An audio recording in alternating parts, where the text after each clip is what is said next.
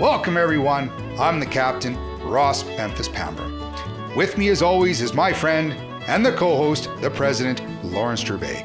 We're broadcasting from Calgary, Region 3 of the Métis Nation of Alberta, part of the historic Métis Nation homeland. We would also like to acknowledge these lands are the traditional territories of the Blackfoot Confederacy, Siksika, Kainai, Piikani, Tsuut'ina, and Stoney Nakoda, with whom we share this land on the basis of our historical and ongoing relationships. We would like to thank all of our First Nation friends, Métis settlements, and to all of our Métis brothers and sisters and families. We'd like to give thanks to our elders for their guidance and to Mother Earth for the time she allows us to be here and use and share her bounty. And now, folks, from the captain and the president, let's get the wheel squeaking.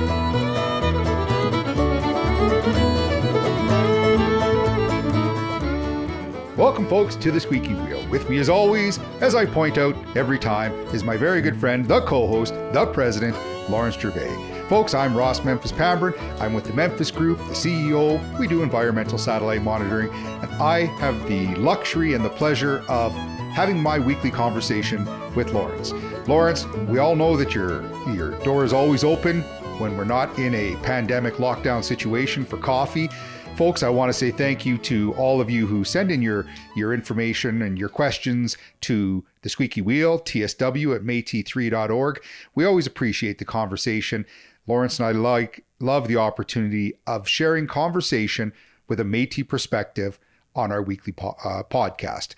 So with further ado, Lawrence, let's jump into some of the conversations you and I have been having here the last little while regarding, I know we're going to talk sports. I know we're going to talk a little bit about some of the things that are happening regionally. We always say thank you to our listeners, our guests, but let's talk about there's one real big thing that you've been working on and that, we're even starting to do a little bit of work from. Let's talk about the vaccine clinic, and then let's talk about the one that's going to be coming to our office. Tell us, I had such an amazing experience this last week being at the clinic. Give me your thoughts a little bit more on how the rollout happened, the medical director, Dr. Sal, the relationship with the community. Give us your thoughts on that. Well, no, it's a very exciting time to have an Indigenous-led clinic that's administering vaccines at a very successful rate, and we're very excited that we can at least contribute as one of the major partners there. The sort of how it will adapt to Métis citizens coming inside the clinic, and it could be just social media videos while people are sitting there waiting to certainly for their fainting period, the 15 minutes, or it could be having a fiddle player outside, distance, of course, so there's no crowds, playing fiddle music for the cars that are waiting in line, to us having a display there for the Métis Nation, as well as I think we shot a few conversations for the Squeaky Wheel also there, so that'll be coming out as bonus material for this. So we're pretty excited that we have at least some Métis footprint there that people who are coming in and out feel comfortable with. That's the most important thing. Well, and folks, there's some great social media. There's some great video that's coming out with you and I, Lawrence, shooting a podcast down there. We augment with ensuring that our listeners get their weekly dose of Ross and Lawrence. What was exciting for me, and I know, and folks, when you hear that other podcast and you see some of the connection that Lawrence had created when it came to inviting these artists down, when you go into that building, there is a renewed sense of hope and strength that we are doing our part to get through this. When you see the First Nation displays, when you see our beautiful Métis display, when you see the most delightful, as I'm going to call it, super large sign of the Squeaky Wheel that we have behind us, because we were invited into this cultural identity space. I'm excited. I think it's fabulous of the volunteers who are stepping up to be comfortable within this space where our invited Indigenous community is coming in for their vaccines, but it's not just walking down a stark hallway. No, you're right. They get to watch the videos and participate for 15 minutes at least in connecting and learning, as I do every time you and I get together, right? We're always learning a little bit more, but it is such a wonderful space. And all of the volunteers who were there to ensure that the people who were waiting in their cars outside are distanced appropriately, that they're brought in a timely manner. We're very lucky, Lawrence. And I think we are part of that solution where the numbers are shooting up, ensuring that we're getting people vaccinated. Yeah, I mean, right now we're about 55% of the population. We've still got a ways to go. This clinic will only run till June 11th, and hopefully we'll have some long-term plans for longer term, because we know the vaccination clinics aren't going away anytime soon. So yeah, we're certainly going to be there for the long haul, I think, and certainly be open to booster shots in the future and all that stuff. So no, we're pretty excited about our partnership there. And then, of course, we have our own Métis Nation of Alberta clinic on the 29th, 30th, which we're pretty excited about. And that'll be, primarily Métis focused, but it's open to everybody also. We'll be administering 300 doses of Pfizer at our clinic. So we're very excited to certainly be part of that, hosting our own at our office and what that'll look like too. So. Well, the folks, if you probably haven't missed it because Lawrence and I have talked about it before, but we have strong leadership when it comes to, say, our medical director, Regan Bartel, who is working diligently with Alberta Health to ensure that these clinics, why people wouldn't choose. And again, folks, I tell you every time, the best vaccine you can get is the one that you can get now, that you can do your part. So, there's lots of research that they're trying to do. Which vaccine is best for the right person? Which one lasts longer? Which one has better efficacy? Which one protects against the variants? Folks, this is new. We're going to get ahead of this. We're going to start to see things more opening up. And as much as I dislike the conversation about anti-vaxxers, that population has been around for a long time. There's people who are going to be angry about every aspect. There's people who don't care about the environment. There's people who do care about the environment. Maybe it ends up being, hey, it's on the shoulders of those individuals who are willing to use the best science, communicate the best with our population and say, yeah, let's do it. So that's a bit of a rant. I didn't mean to go down there. When you do send your emails out of frustration, make sure you send them to us, tsw@métis3.org. Lawrence and I are happy to continue that conversation. But I think the vaccine is going on. But, we were talking, Lawrence, are you starting to see, because every now and then I'm starting to see people who are not wearing their masks. Oh, yeah. I mean, I'm seeing it a lot more where I am in Airdrie. But it's very interesting because I think that's only been happening over the last couple of days, and we'll see how that goes in the future. But maybe it's the people who got the double dose. I don't know. But I wear mine, and I'm comfortable doing it, and that's basically it. But I'm also sending a message to a lot of people that, hey, I'm here to protect you type thing, and don't worry about it. I don't mind wearing a mask if I have to run into a place for 20 or 15 minutes. It's not, not a problem for me. For some it is, I get that. But, for me, it's just not. And if you want to send a message to other people that you're free and open, yeah, that's great. But they're going to come back with their mask not on, and then it's just going to be a whole trickle effect. Yeah. And it hasn't stopped. Like our numbers, we're still managing our numbers. But if you look at, and I hope the best for our listeners in Manitoba, in those large areas, they're starting to get impacted in their healthcare system, the same as we were starting to struggle with here a couple months ago. Here we were seeing our ICUs filling up, and we were strategizing, how are we going to, create more space? Well, Manitoba's doing that, and from what I understand, they're looking to have to send some of their, their more sick patients out of province, and everybody's struggling to try and, maintain and handle the capacity that they have. So our best wishes to all you folks in the Red River area and you know, all of our prairie brothers and sisters and all of, you know, to our healthcare workers. Again, we say thanks all the time. It's just one more shout out that we want to give because this is an unusual time. Yeah. But and in we're all in this Manitoba, together. Stop listening to your premier because, you know, when he asked a reporter the other day and said, so what are you doing for the COVID plan? And she looked at him and she goes, well, I'm not the premier of Manitoba, so that is why would I have a plan, right? So, but you know, at the end of the day, he's not, I don't think in the right frame of mind to really understand what protection means. Maybe I have no idea. And certainly for the Métis folks there who were left out of the vaccination allotment too.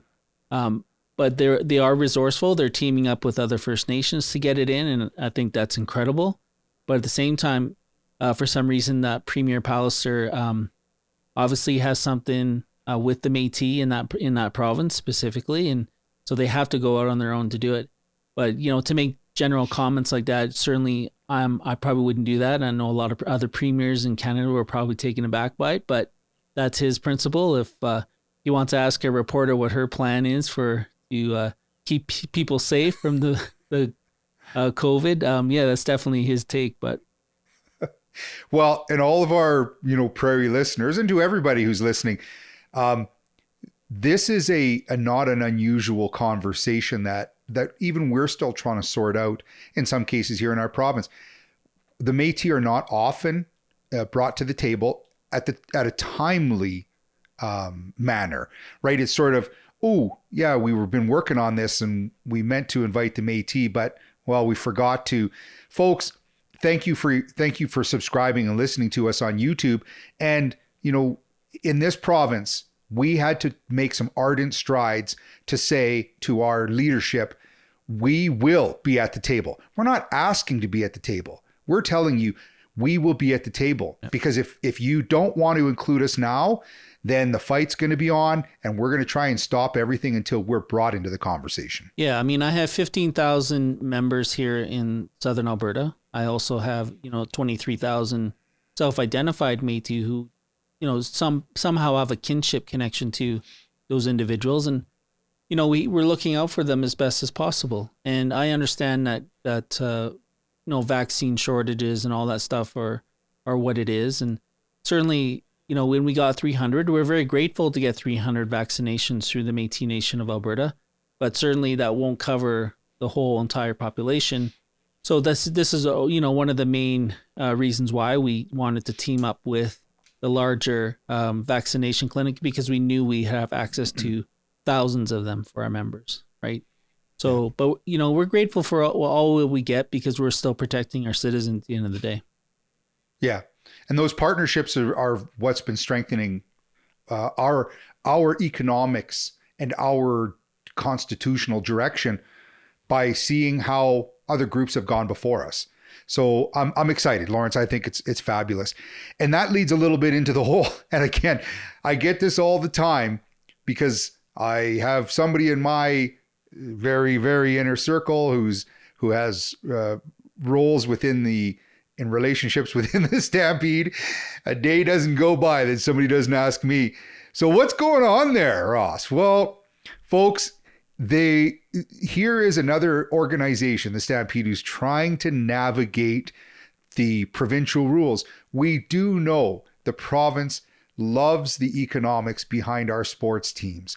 We know that they love the economics behind the exhibition in Edmonton and the Calgary Stampede that happens down here. So they're diligently trying to strategize, but we don't have all the answers. They're still trying to say the same thing. Folks, get your vaccines. The more we are to be vaccinated and the herd mentality, and the more that we are to try and protect our elders, protect our youth, protect our vulnerable, the greater likelihood that we'll be able to open these things up. The flavor of Alberta, where we actually get to participate in some aspect of Stampede. Albeit, you know, Lawrence, you and I talked about some of the struggles when it comes to the chuck wagon groups and the relationships when it comes to the Stampede and which rodeo person's going to be invited, because you don't win your way into this Stampede. It's more out of invitation. And though, hey, we both express, or at least I express, my frustration sometimes with how that works. If we want to see this back and have some semblance of a Stampede this year, we have to do our part.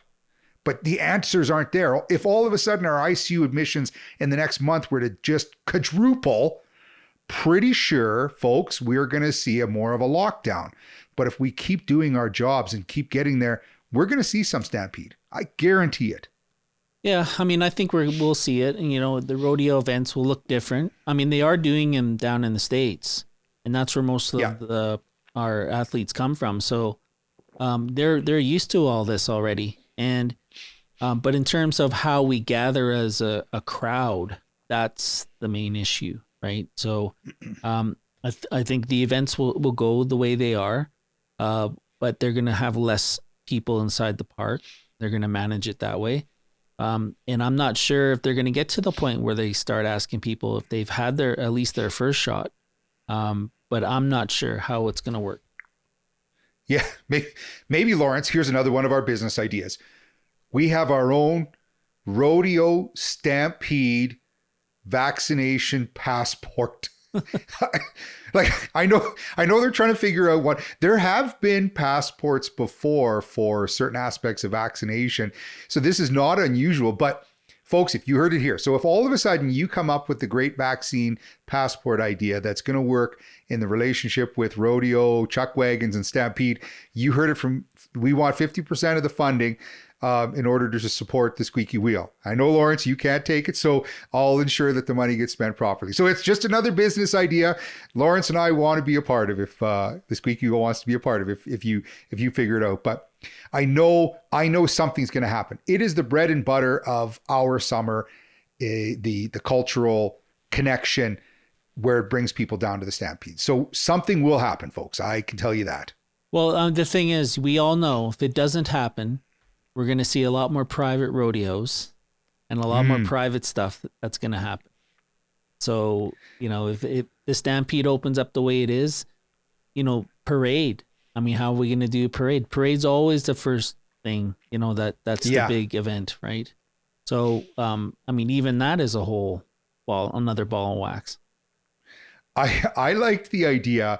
I know other communities have done it, where the parade groups set up along like a park, like Nose Hill Park or something like that. And all the floats are set up. They don't move. You drive by with your family and you get to look and wave at them. And as the line of cars continues, you get to drive by the parade. So it's like the reverse of how a parade should work.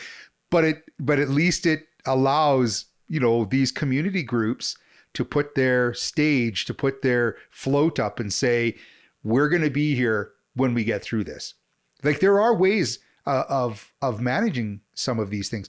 Actually, the wine industry in the Okanagan has moved away from where everybody just shows up, goes inside, samples wine, and off they go.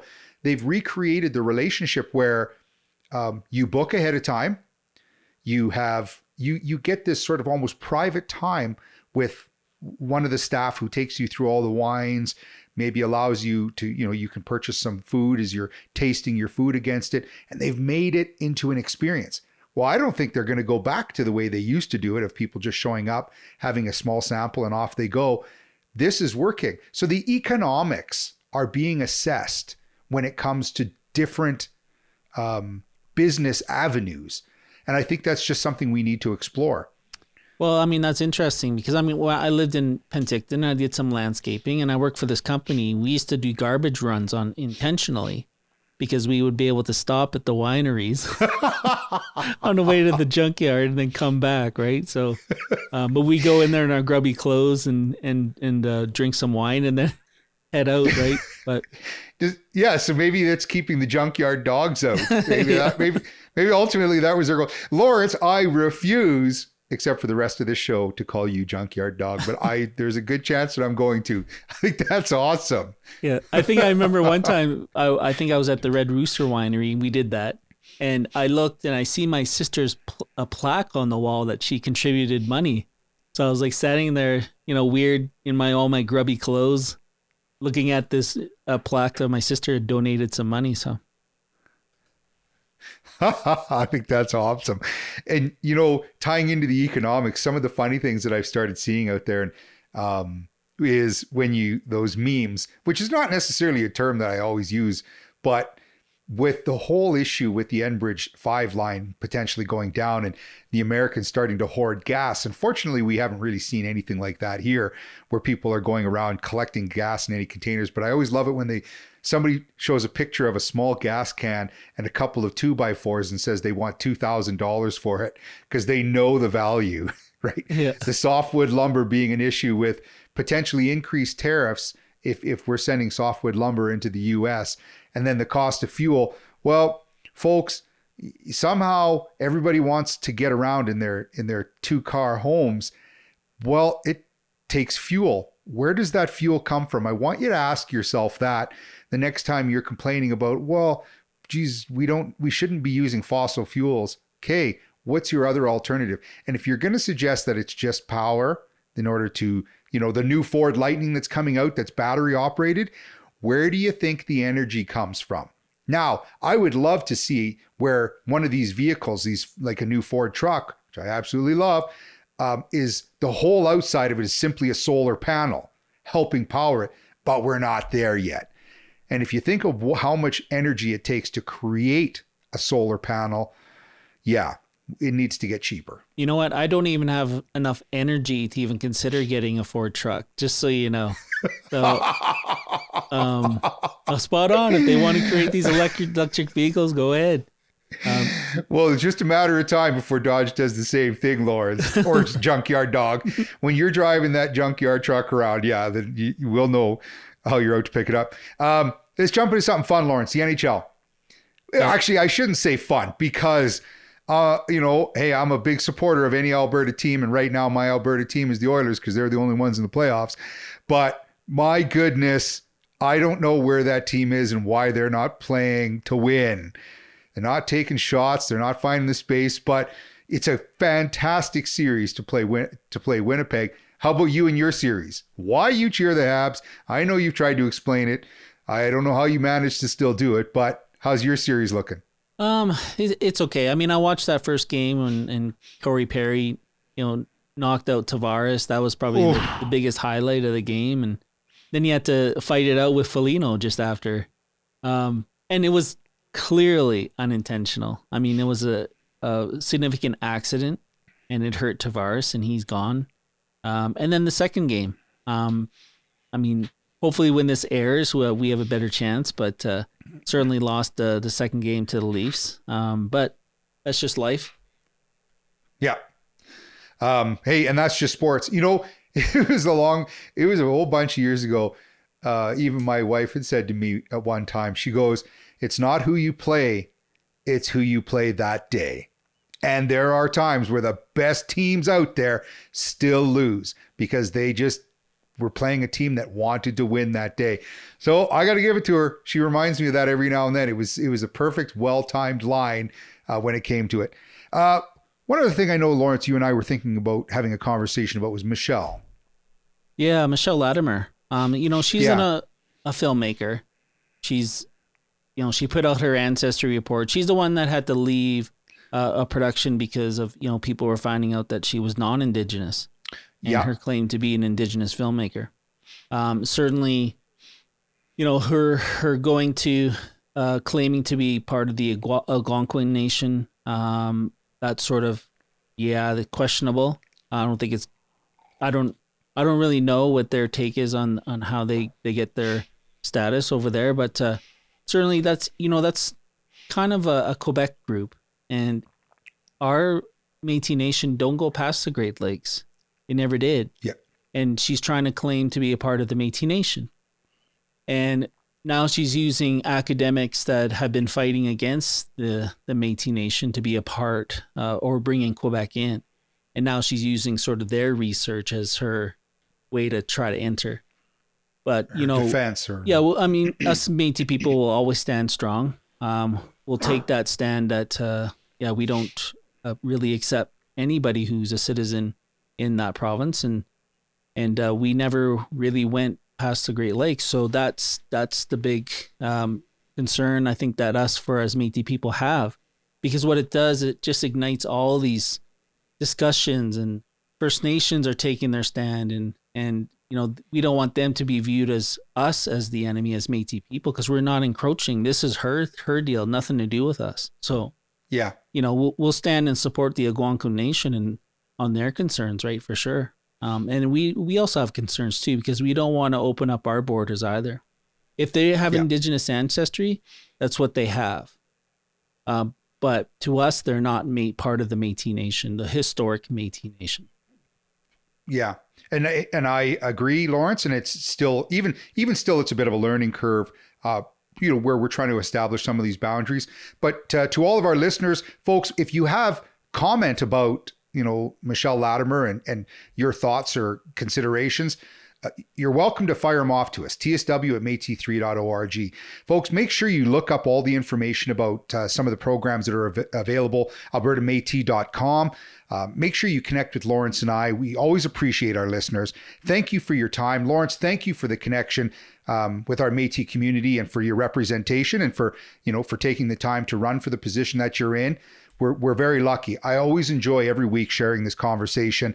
And folks, keep getting your vaccinations. It'll get us through faster, and it'll get Lawrence and I back into the podcast room even a little bit quicker. So Lawrence, close us out. Well, I want to thank everybody for being a part of this week, and take a look and see for this bonus content that we have from the vaccination clinic, and hit subscribe. I mean, that's the most important thing, I think, for us anyways. For us it is. Folks, this is how we share our content, and this is how we get support from our group by our listeners. So thank you, folks. Thank you from everybody, from the Squeaky Wheel, from Jason behind the scenes, and keep the wheel squeaking.